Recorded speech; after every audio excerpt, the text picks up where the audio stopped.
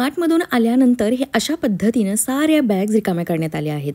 चला मी तुम्हाला दाखवणार आहे की कशा पद्धतीनं हे सगळं साहित्य मी ऑर्गनाईज करते आणि कोणकोणत्या प्रकारचे ऑर्गनायझर्स आहेत माझ्याकडे. मोस्ट ऑफ दी काचेचे ऑर्गनायझर्स आहेत आणि ते मी एकाच वेळी नाही घेतलेले बरं का, कारण तुम्हाला माहितीच आहे की काचेचे ऑर्गनायझर्स हे बऱ्यापैकी कॉस्टली असतात. तर गेली 2 वर्ष झालं या घरामध्ये आम्ही शिफ्ट होऊन, तर नवीन घरात आल्यानंतर लगेचच मी सगळे ऑर्गनायझर्स नाही घेतले. जसजसे गरज लागेल आणि जसजसे मी कप्पे ऑर्गनाईज करेल त्या पद्धतीनं मी ते घेत गेली आहे. आणि त्याचमुळं मी अजूनसुद्धा तुम्हाला ऑर्गनाइज्ड किचन टूर शेअर नाही केली.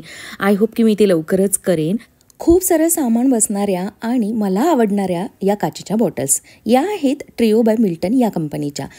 मी काय केलं होतं की डीमार्टमध्ये मला अशा बॉटल दिसल्या आणि जवळपास 1.7 लिटरची ही बॉटल आहे.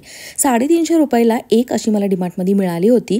मी सुरुवातीला काय केलं होतं की फक्त 4च घेतल्या होत्या. म्हटलं बघूया की आपल्या हातून हे टिकतंय का, कारण आहोंचं म्हणणं नेहमी असतं की बाई काचेपासून दूर राहत जा, तुझ्या हातनं काही टिकत नाही. पण त्या 4 जेव्हा मी टिकवून दाखवेन ना त्यानंतर पुढचे ऑर्गनायझर्स घ्यायचे असं आहोंचं ठरलं होतं.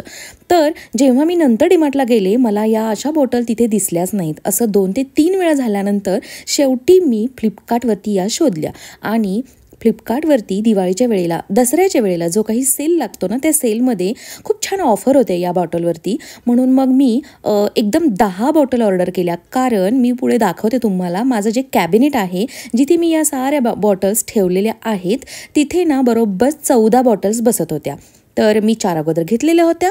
मग म्हटलं चला पूर्ण सेट कंप्लीट करूया आणि माझ्याकडे त्यावेळेला बजेटसुद्धा होतं. मग म्हणून मी एकदम 10 बॉटल्स ऑर्डर केल्या होत्या आणि मला ना ऑफरमध्ये एक बॉटल 310 रुपयाला मिळाली आणि डीमार्टची 350, म्हणजे मला इथे बऱ्यापैकी चांगली ऑफर मिळाली ना. तर या बॉटल्स कशासाठी मी यूज केल्या आहेत, चणा डाळ म्हणजेच हरभरा डाळ, तूर डाळ, मूग डाळ, मसूर डाळ आणि सालीवाली उडीद डाळ, बिना सालीचे अख्खे उडीद जे मी इडलीसाठी वापरते, रवा, नंतर इडलीचा तांदूळ आणि जे काही सोया चंक्स असतात त्यामध्ये 2 प्रकारचे आहेत. तुम्ही पाहिलं एकतर मोठे सोया चंक्स आणि छोटे सोया चंक्स आणि रवा. इथे मी काय केलं, पहिल्यांदा नवीन आणलेला रवा भरून घेतला आणि त्यानंतर हे असं एक पॅकेट माझ्याकडे शिल्लक होतं ते मी वरती भरलं, म्हणजे ते वापरण्यामध्ये सगळ्यात अगोदर संपेल.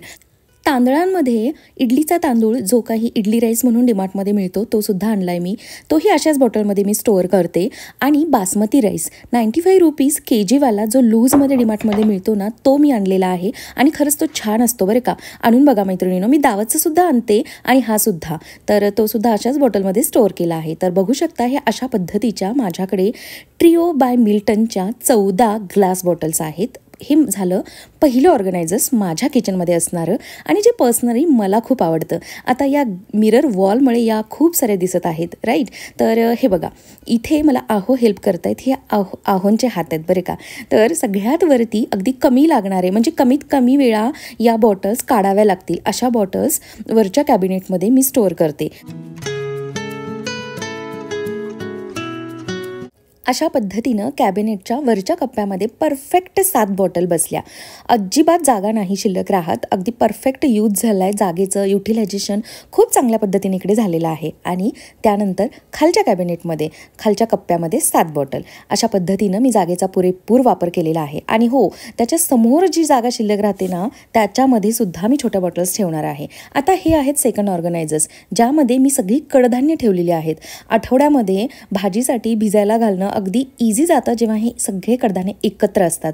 आणि या काचेच्या ऑर्गनायझर्समुळे आपल्याला कळतं सुद्धा की कोणतं कितपत शिल्लक आहे आणि कोणतं आणायचं गरजेचं आहे. तर आणि या ज्या कॉफीच्या बॉटल्स दिसतात ना याची तर स्टोरी फारच वेगळी आहे बरं का. मोठीवाली ही गोल्ड कॉफी नेसकॅफेची बॉटल आहे. अगदी कॉस्टली असते ही, 1000-1200 काहीतरी प्राईज आहे याची. आणि या बॉटल्स माझी समोरची मैत्रीण सुतन्वी फेकून द्यायला निघालेली होती आणि ते मी पाहिलं. तर तिला मी म्हटलं तू नको टाकून देऊ, हे मी यूज करते, मला दे. इतक्या सुंदर या बॉटल्स आहेत आणि ती कसं काय टाकत होती मला आश्चर्य वाटलं आणि मला त्यात काहीही कमीपणा नाही वाटला. मला खरंच काचेचे ऑर्गनायझर्स आवडतात. मग मी या 2 बॉटल्स तिच्याकडून घेऊन त्याचा प्रॉपर छान असा यूज केलेला आहे. एकामध्ये मी बडीशेप ठेवली, तुम्ही पाहिलं. आणि आता हे आहेत 4 ऑर्गनायझर्स जे माझ्याकडे आहेत. या ज्या बॉटल्स आहेत यांची कंपनी वगैरे असं काही नाही आहे. मी ज्या एरियामध्ये राहते तिथेच एक शॉप आहे भांड्यांचं, त्या भांड्यांच्या शॉपमधून या मी आणल्या आहेत. आणि अशा 6 बॉटल्स आहेत माझ्याकडे. ज्या कॅबिनेटमध्ये ठेवताना पाठच्या बाजूला रोज लागणारी वरणासाठीची डाळ, तूर डाळ, मूग डाळ आणि मसूर डाळ, मी मिक्स वरण बनवते, त्या पाठीमागे ठेवल्या. आणि समोरच्या बाजूला एकामध्ये मीठ, लाल तिखट आणि शेंगदाण्याचं कूट, जे सतत आपल्याला लागत असतं, अशा 3 पुढे ठेवले. ड्रायफ्रुट्स ठेवण्यासाठी माझ्याकडे 2 प्रकारच्या काचेच्या बॉटल्स आहेत. एक तर यासुद्धा एअरटाईट आहेत, चांगल्या आहेत आणि या देखील मी माझ्याच एरियातील लोकल शॉपमधून घेतलेल्या होत्या. अगदी सुरुवातीला आल्यानंतर जे काही मेन ड्रायफ्रुट्स असतात, काजू, बदाम आणि मनुके, असे हे या 3 बॉटलमध्ये मी ॲडजस्ट करते. आणि उरलेलं जे काही हे तुम्ही पाहताय मटेरियल, त्याचं काय करते ते सुद्धा मी पुढे व्लॉगमध्ये दाखवणार आहे.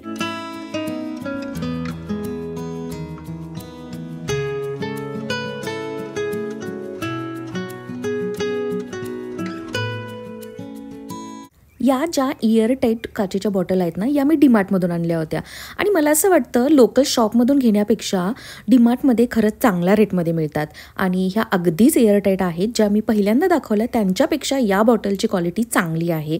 या बॉटलमध्ये मी काय स्टोअर करते तर एका बॉटलमध्ये अंजीर, आणि जसं हे अंजीर पॅकेटमध्ये असतं तशाच पद्धतीनं मी ते ठेवून देते, म्हणजे ते अगदी व्यवस्थितही राहतं आणि जसं आपल्याला खायला लागेल तसं आपण त्यामधून एक एक काढूही शकतो.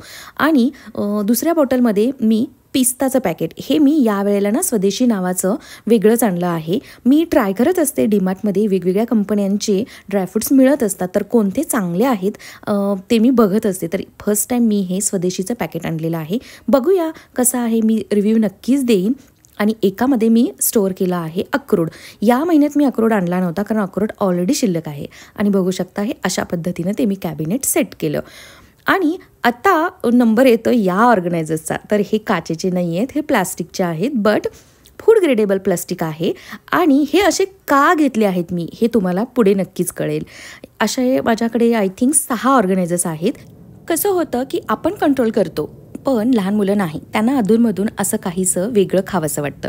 आपण घरीच देखील बनवत असतो, पण नेहमीच आपल्याला बनवता येईल किंवा बनवलेलं असेल असं नाही ना, तर पटकन खाता यावं मंचिंगसाठी म्हणून हे असे काही आयटम्स मी आवर्जून आणते. आणि त्याच्यासाठी हे कंटेनर्स आणि तो कंटेनर ठेवलेला कॅबिनेटमधला कप्पा मी पूर्णपणे डेडिकेट केला आहे या स्नॅक्स आयटमसाठी. त्यामध्ये सुद्धा मी आणलेला आहे लसूणी शेव, आणि आत्ता मी जे काही भरलं त्यामध्ये होते कुरकुरे, सोया स्टिक्स आणि कॉर्नचं मंच. हा जो कंटेनर आहे यामध्ये मी प्रीतीसाठी आणलेली क्रीमची बिस्किटं, जसं की हाईड अँड सीक आणि जिमजॅमचं एक नवीनच मला पॅकेट दिसलं, म्हटलं बघूया. तर हे बघा, अशा पद्धतीचे जिमजॅमचे यामध्ये बिस्किट्स आहेत. टेस्ट अगदीच चांगली आहे. तुम्ही खाल्ले का हे नक्की मला कॉमेंट करून सांगा. माझ्या प्रीतीचं फेवरेट लेज आणि पॉपकॉर्न. ॲक्टिव्हचं हे एक असं फॅमिली पॅक मिळालं मला, त्यामध्ये मोठे मोठे 3 पॅकेट आहेत. ज्या कॅबिनेटमध्ये हा सगळा खाऊ ठेवलेला आहे ना, तिथेच जाणून बुजून एक डब्बा असा हा हेल्दी आयटम्सचा, म्हणजेच खजूरचा. हे सारे कंटेनर मी या कॅबिनेटमध्ये ठेवताना हे अशा पद्धतीने ठेवलेले आहेत. पाठच्या बाजूला 4 आणि समोर आडवे 2. आणि जोयो या कंपनीचे आहेत आणि हे मी डीमार्टमधूनच आणलेले आहेत. चांगलेच आहेत बरं का, हे अगदी युजफुल आहेत आणि व्यवस्थित त्या जागेचा वापर झालेला आहे. आता नंबर आहे मसाल्यांचा. तर मसाल्यांच्या बॉटल्स मी कोणत्या वापरल्या आहेत आणि त्या कशा स्टोअर केलेल्या आहेत. इथे बघू शकता, व्हिडिओच्या सुरुवातीला अगदी मी जे काही कंटेनर दाखवले त्याच्या पुढे कॅबिनेटमध्ये ही एवढी सारी जागा शिल्लक आहे, ती वाया थोडी ना जाऊ द्यायची. तर इथे मी अशा बॉटल्स ठेवलेल्या आहेत आणि त्या पाहिल्या तुम्ही कशाच्या आहेत, तर या साऱ्या बॉटल्स रिकाम्या झालेल्या, म्हणजेच यूज केलेल्या शेजवान चटणीच्या किंवा जामच्या आहेत. हो, मी अजून देखील मसाल्यांना वेगळ्या काही बॉटल्स अशा विकत नाही घेतलेल्या. खरंच काचेच्या बॉटल्स खूपच महाग आहेत. ऑलरेडी इतके सारे मी कंटेनर घेतलेले आहेत ना, तर म्हटलं इतके चांगले जिमचे म्हणजे जॅमचे बॉटल ज्या काही आपल्याकडे शिल्लक आहेत त्या कशाला वाया जाऊ द्यायच्या, म्हणून मी काही बॉटलच्या झाकणांना असं गोल्डन स्प्रेसुद्धा केलेला आहे आणि काही शिल्लक आहेत. पहिल्या बॅचमध्ये जितक्या माझ्याकडे होत्या ना, तितक्या सगळ्या झाकणांना मी ॲमेझॉनवरून तो स्प्रे ऑर्डर केला होता. तो ऑर्डर करून मी पूर्णपणे कलर करून घेतला आणि एकसारख्या त्या दिसायलाही छान दिसतात आणि टाकूनही द्याव्या नाही लागल्या. आणि अशा काही प्लॅस्टिकच्या सुद्धा आहेत, त्या मात्र मला काढायच्या आहेत लवकरच. त्या जास्त काही नाही आहेत, एक 4-5 तरी आहेत ॲटलिस्ट. मी अगोदर ना तूप बनवत नव्हते घरामध्ये, तर त्यावेळेला गोविंदचं तूप आणलं जायचं ना, तर त्याच्या त्या बॉटल्स आहेत. वरचे सगळ्यांचे पेपर्स मी काढलेले आहेत. तर बघू शकता की या जॅमच्या बॉटल्स खरंच किती युजफुल आहेत आणि सगळे काही मसाले मी या बॉटल्समध्ये ठेवलेले आहेत.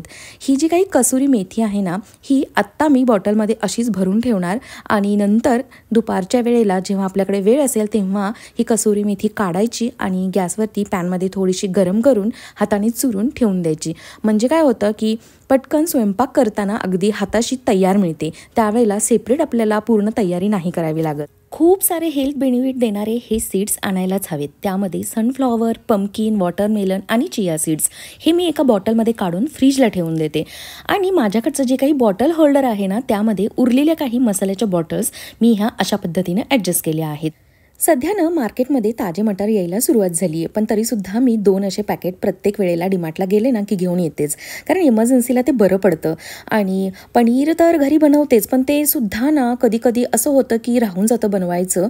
मग हे असावं म्हणून ना त्याच्यावरती मी डेट बघते आणि खूप महिन्याची डेट असेल ज्या पॅकेटवरती अशी 4 पॅकेट्स, चीजचे स्लाईस आणि अमूलचं बटर. आणि हो, हा सारा आयटम प्रितिशला खूप आवडतो आणि आम्हालासुद्धा, आणि ब्रेकफास्टमध्ये हे कामाला येतं सगळं.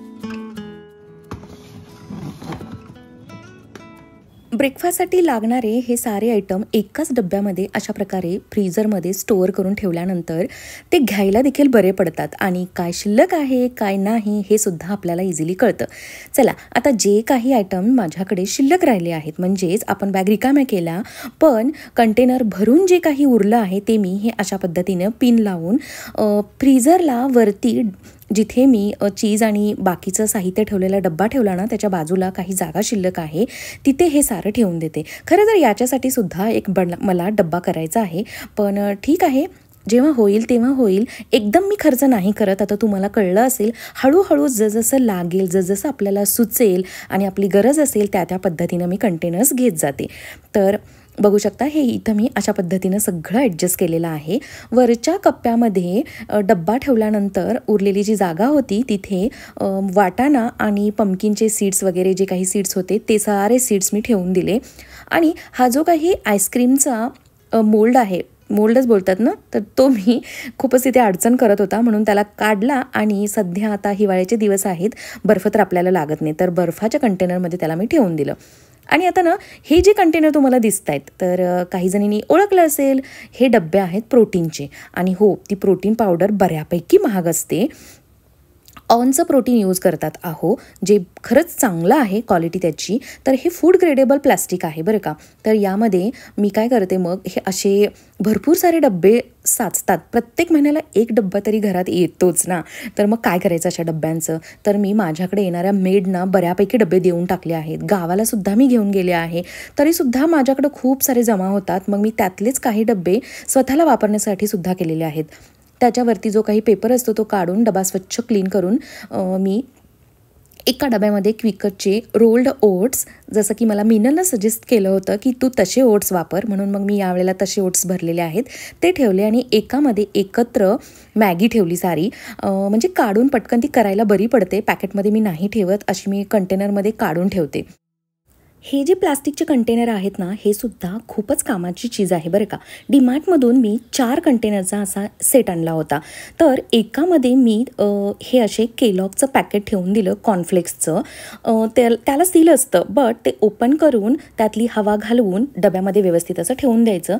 काढायला बरं पडतं. आणि ज्या दिवशी इमर्जन्सीमध्ये मी ब्रेकफास्ट वेगळा असा काही बनवत नाही, त्या दिवशी मग असा ब्रेकफास्ट हमखास घरी बनतो आमच्या. आणि कोणीही पटकन बनवून खाऊ शकतं, जसं की प्रीती स्वतः देखील खाऊ शकतो. एक कंटेनर मी अशा गोष्टींसाठी केला आहे, जसं की उरलेलं सगळं ग्रोसरीचं सामान, ज्यामध्ये शेंगदाणे, चहा पावडर, साबुदाणा, साखरेचे एक्स्ट्रा पॅकेट्स, हे सारं मी ठेवून दिलं. आणि हे जे काही पापड आहेत ना, हे खरंच टेस्टी आहेत बरं का. मिक्स उडीद आणि मुगाचे आय थिंक आहेत हे. आणि बिकाजीचे, ज्याच्यावरती अमिताभ बच्चनचं पिक्चर आहे, हे मी मोशीच्या डीमार्टला खूप शोधाशोध केली या पॅकेटांची, पण ते मला मिळाले नाहीत, पण चिंचवडला हमखास मिळाले. हे पापड मी मसाला पापड बनवण्यासाठी यूज करते. आणि बातचीत पापड म्हटलं याला, म्हणजेच बातचीत करत मस्त एन्जॉय करायचा हा मोठावाला पापड. मदर्स रेसिपीचे हे जे काही लसूण आणि अद्रकची मी पेस्ट आणली आहे ना, ती आयुष्यात पहिल्यांदा मी खरेदी केली आहे. आणि तेही आहो बोलले म्हणून. ही एक अशी बॉटल आहे, भरणी आहे, जी मला खरंच काढून टाकायची नितांत गरज आहे, पण देव जाणे मी आता ती कधी काढणार आहे. खूप खराब आहे, पण ती तशीच टिकली आहे आणि किती दिवस अजून टिकणार आहे. माहिती नाही, पण लवकरच मी चेंज करेन तिला. जेमिनीचे तळण्यासाठी मी जे काही पॅकेट्स आणते ते मी हे अशा पद्धतीनं कॅनमध्ये काढून ठेवते. लाकडी घाण्याचं तेलसुद्धा आम्ही खायला वापरतो आणि हे सुद्धा आलटून पालटून असतं. आणि कधी काय होतं की तळण्यासाठी लाकडी घाण्याचं तेल आपण वापरू शकत नाही. अशा वेळेला जेमिनीचं तेल कामाला येतं. हे आहे देवाचं साहित्य. जसं की तिळाचं तेल वापरते मी आरतीसाठी. ते आता या देवांच्या कॅबिनेट्सकडे, कप्प्यांकडे प्लीज बघू नका हां, कारण ते खरंच आवरण्यास आलेले आहेत, अगदी ओतपोत भरलेले आहेत. आता बाथरूमचं साहित्य कशा पद्धतीनं मी ठेवते बघा. जिथे ना कॉमनचा वॉश बेसिन आहे ना, त्याच्या खाली असणारं हे कॅबिनेट आहे. आत्ता वापरामध्ये लिक्विड आहे माझ्याकडे थोडंसं शिल्लक, म्हणून हे सारं मी इथे अशा पद्धतीने ठेवून देणार. त्यामध्ये येतं सर्फ एक्सेल लिक्विड, डेटॉल हँडवॉशचं लिक्विड, टाईटची पावडर आणि एक मेहंदीचं पॅकेट होतं शिल्लक, ते ठेवलं आहे मी इकडे. खरं तर अशा या साऱ्या वस्तूंसाठी मी ड्राय बाल्कनीमध्ये सुद्धा एक कॅबिनेट बनवलेलं आहे. पण त्या कॅबिनेटला आत्तापर्यंत माझा हात लागलेला नाही. म्हणजेच अशा वस्तू तिथे मी कधीच ठेवलेल्या नाहीत. खरं तर तिथे व्यवस्थित या बसू शकतात, पण तो क्लीन करण्याची, व्यवस्थित ऑर्गनाईज करण्याची गरज आहे. तो मी करेन लवकरच. पण आत्तापर्यंत मी कॅबिनेटमधला हाच कप्पा इथे यूज करते, बरं पडतं.